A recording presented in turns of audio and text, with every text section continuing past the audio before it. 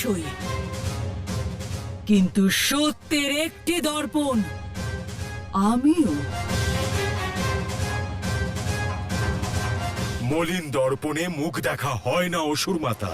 এই সভাতে শুধু সত্যের সভায় সবার নিজের মত প্রকাশের অধিকার রয়েছে।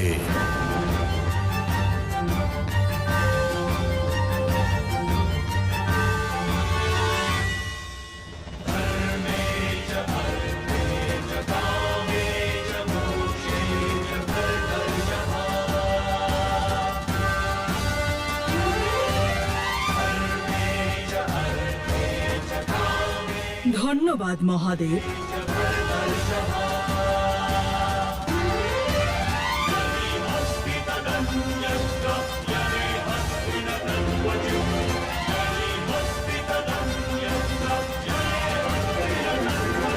আমি এটা জানি না মহাদেব যে এই দুজনের মধ্যে বাস্তবে পার্বতী কে, কিন্তু একটি বিষয়ে আমি সম্পূর্ণভাবে সহমত। যদি ঋষি কাশ্যপ আমাকে এক দৃষ্টিতে না চিনতেন, তো আমিও ওনাকে আমার নির্ণায়ক বলে মানতাম না।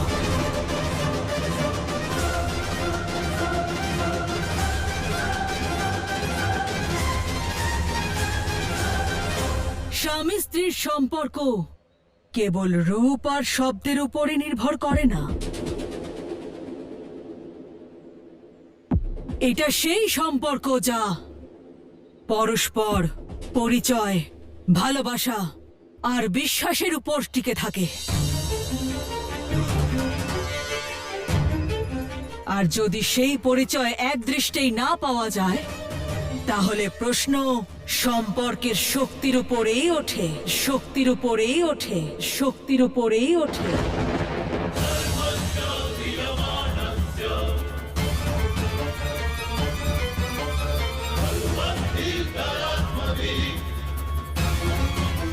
যথার্থ বলেছেন আপনি অসুর মাতা। আমাদের লক্ষ্য হলো ন্যায়। আর যদি দুজন দোষীর মধ্যে যদি একজনেরও এটা মনে হয় যে আমি বিচারকের পদের জন্য যোগ্য নই, তাহলে মেনে নেব।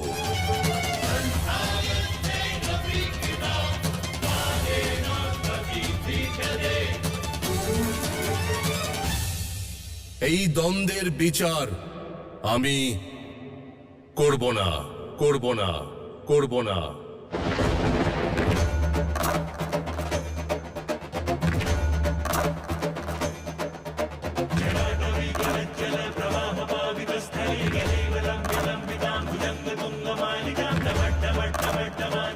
পিতা যদি এই সিদ্ধান্ত না নেন, তাহলে মাতার সত্যতা বিচার কে করবে দাদা? সিদ্ধান্ত নেওয়া যতটা সহজ, সত্য জাগ্রত করা ততটাই কঠিন। কারণ সিদ্ধান্ত ন্যায় বিচারের জন্য হয়, আর সত্যের মধ্যে থাকে চিন্তা, বিচার আর অস্মিতা।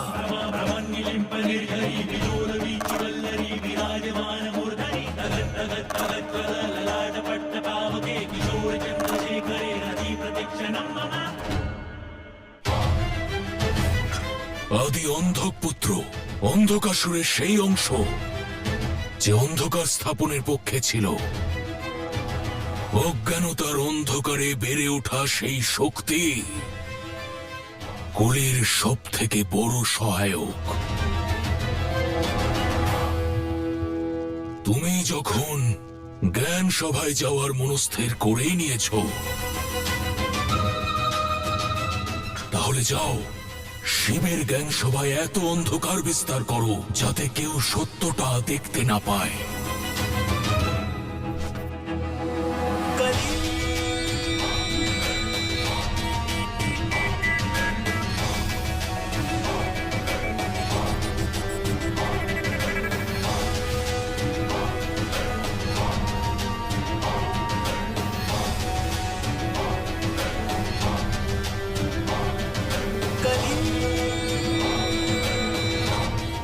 এই অন্ধকারে কলির আধিপত্য বিস্তারের আধার হবে।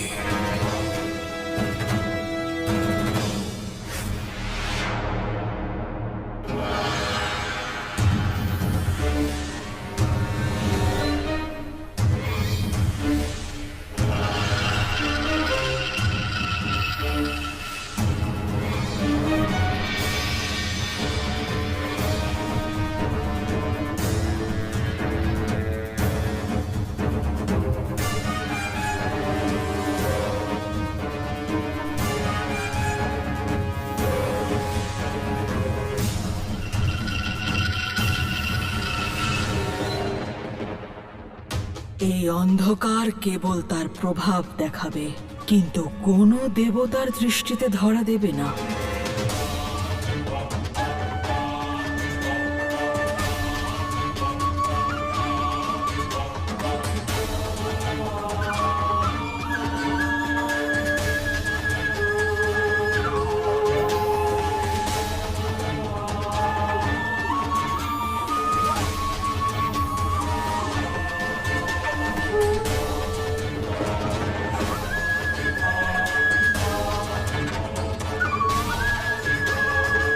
ইন্দ্রদেব, আপনার কি হলো?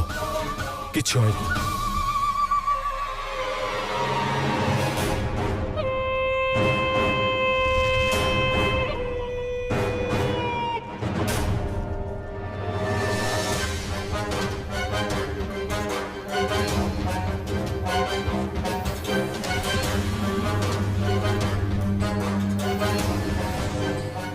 আপনি কি দিলেন মহারাজ? সময় হলে সবকিছু স্পষ্ট হয়ে যাবে, দেখতে থাকো। জ্ঞানের সভায় আমার অন্ধকারের শক্তি কি প্রভাব ফেলে।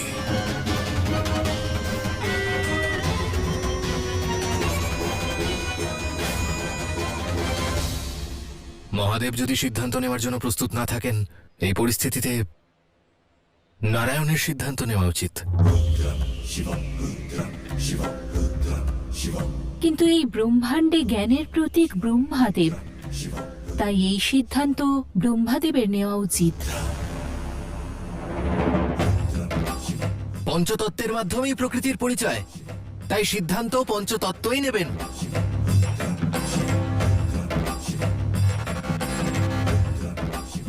নারায়ণের সিদ্ধান্ত নেবেন। নারায়ণকে সিদ্ধান্ত নেবেন। নারায়ণের সিদ্ধান্ত নেবেন। নারায়ণকে সিদ্ধান্ত নিতে হবে। নারায়ণকে সিদ্ধান্ত নিতে হবে। সিদ্ধান্ত নারায়ণই নেবেন। নারায়ণের সিদ্ধান্ত নারায়ণকে নারায়ণকে সিদ্ধান্ত নেবেন। নারায়ণের সিদ্ধান্ত নেবেন। নারায়ণকে সিদ্ধান্ত নিতে হবে। নারায়ণকে সিদ্ধান্ত নিতে হবে। সিদ্ধান্ত নারায়ণই নেবেন।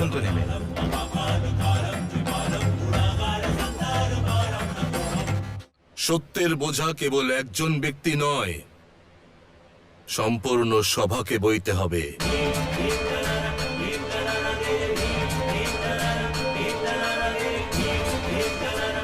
এ হলো জ্ঞানের সভা,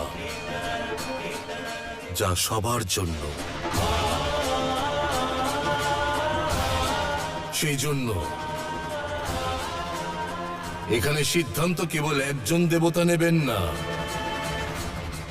আপনারা সবাই মিলে নেবেন।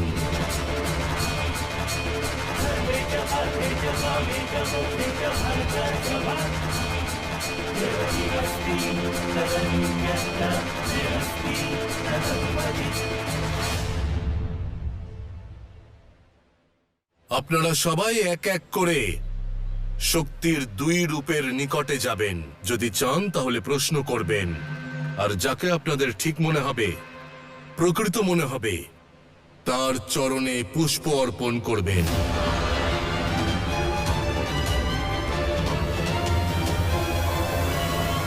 মনে রাখবেন, যার পক্ষে অধিক পুষ্প,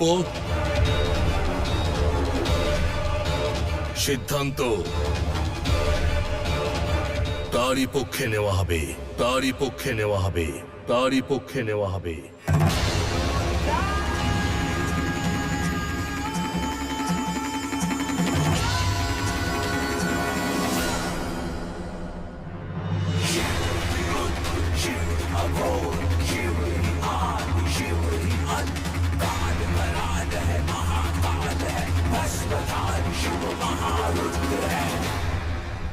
সূত্রপাত করুন।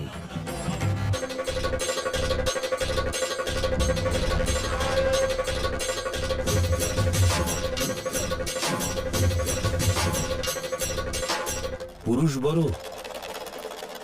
না প্রকৃতি? না পুরুষ বড় না প্রকৃতি, দুজনেই সমান। দুজনেই একে অপরকে ছাড়া অসম্পূর্ণ। সৃষ্টির ভিত্তি দুজনের উপরই নির্ভরশীল। এবার আপনার পালা। এই প্রশ্নের উত্তর তো সবাই জানে। প্রকৃতিই বড়, সেই জীবন, জন্ম বৃদ্ধিও পুরুষই তখনই মূল্য পায় যখন প্রকৃতি নিজের আঁচল তাকে দেয়। প্রকৃতিকে ছাড়া পুরুষ তো শূন্য।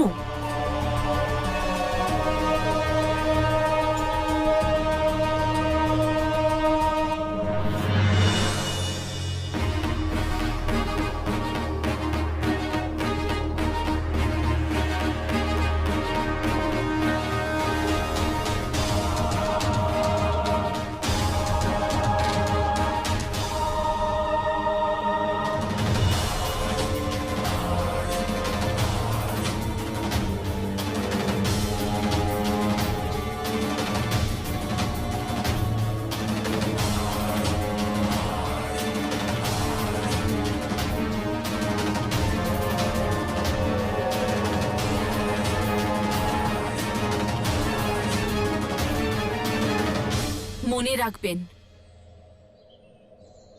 যে পরীক্ষা এখানে আমাদের নেওয়া হচ্ছে এ শুধু পার্বতীর সত্যের পরীক্ষা নয়, বরং আপনাদের দেবত্বের পরীক্ষাও। আপনাদের সবার চিন্তা, আপনাদের বুদ্ধি আর আপনাদের বিবেকেরও পরীক্ষা। সভায় সত্যের কথা হয়, প্রতিস্পর্ধার নয়।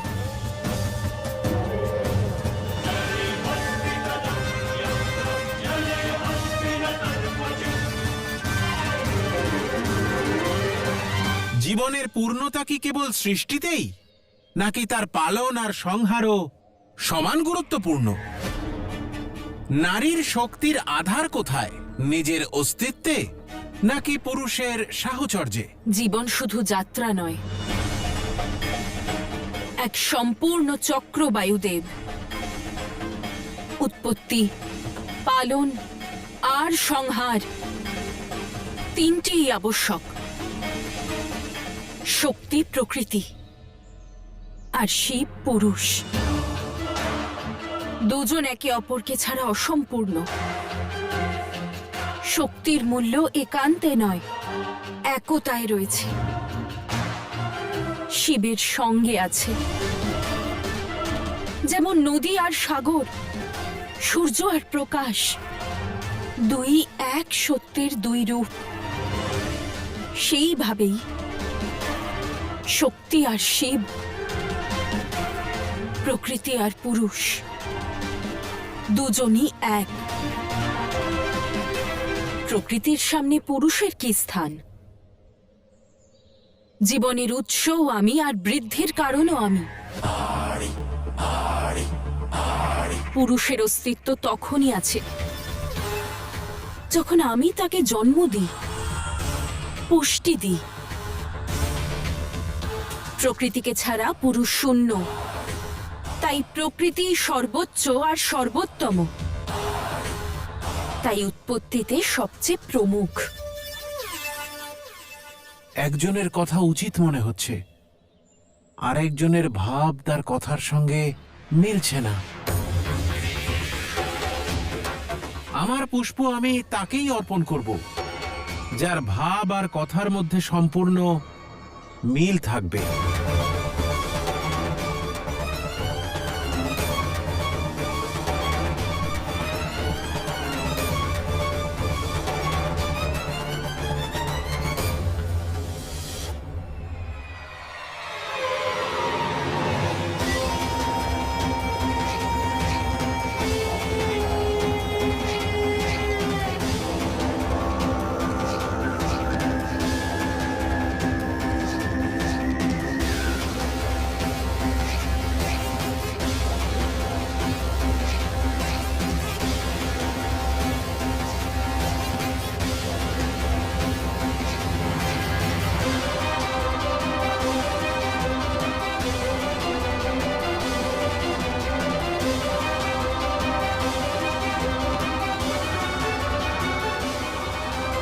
আমার প্রথম জয়ই বলে দিচ্ছে দেবী পার্বতী যে শেষ জয়ও আমারই হবে।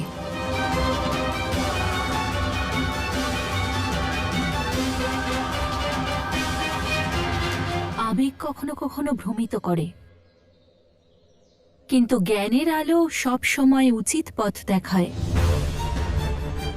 তাই আমার প্রশ্ন হলো যে জীবনের চূড়ান্ত সত্য কি, সত্তা নাকি তত্ত্ব? জীবনে যা আছে তা অস্তিত্ব, যা চোখে দেখা যায়, হাত দিয়ে স্পর্শ করা যায়, মন দিয়ে অনুভব করা যায়, সেটাই সত্য। আর জীবন, জীবন এই মুহূর্তেই আছে। জীবনটাই আমাদের হাতে আছে, আর কিচ্ছু না। তাই জীবন হলো সত্তা। তত্ত্ব আর সত্য ছাড়া জীবনের অস্তিত্ব কেবল ভ্রম। সত্য বিনা অস্তিত্ব কিচ্ছু না। সেই জন্য জীবনের পূর্ণতা তত্ত্ব আর সত্য একত্রে মিলেই ঘটে, না হলে নয়।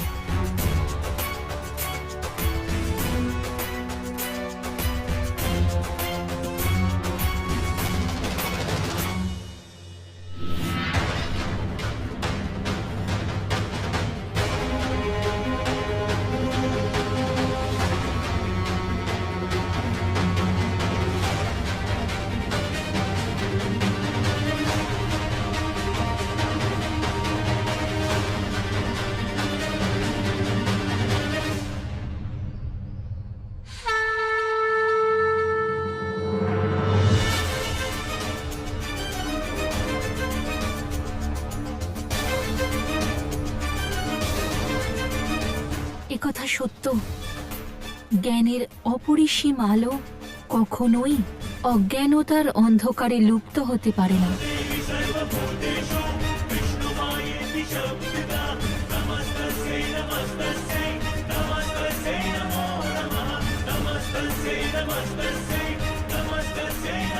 কিন্তু মনে রাখা উচিত যে জ্ঞানের অনুকরণ সবচেয়ে সরল।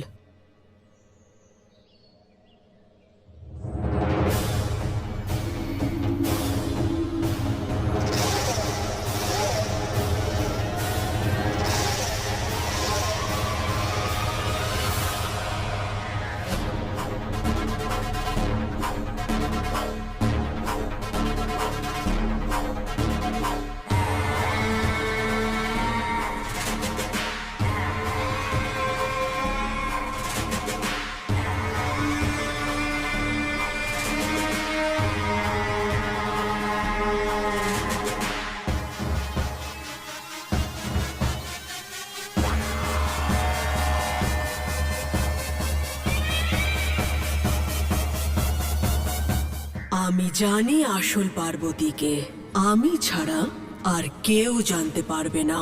খেলা আরো রোমাঞ্চকর হয়ে উঠছে।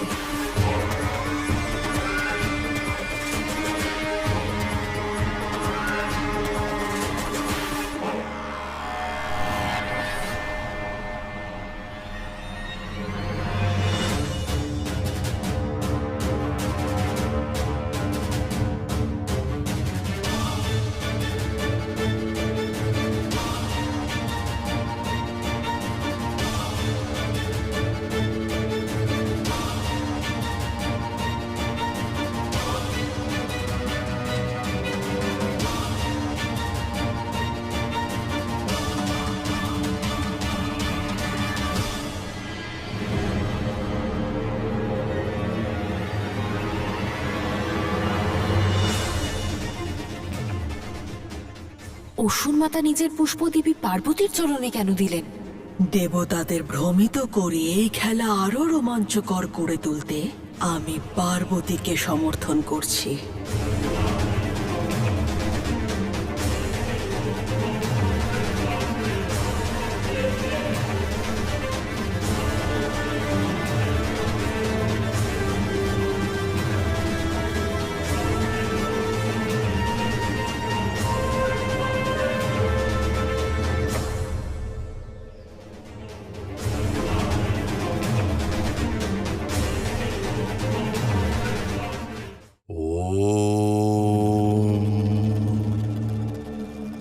কখনো নিমের বৃক্ষে আম উৎপন্ন হতে দেখেছেন?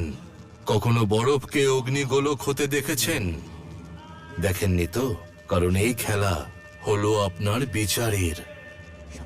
বিচার একটি বীজের মতন হয়, আর আচরণ তাতে উৎপন্ন ফলের মতো।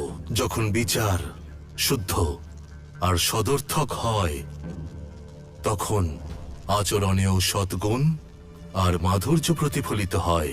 কিন্তু যখন বিচার নঙর্থক হয়, কটু হয়, তখন আচরণও কঠোর আর তেতো হয়ে যায়। ও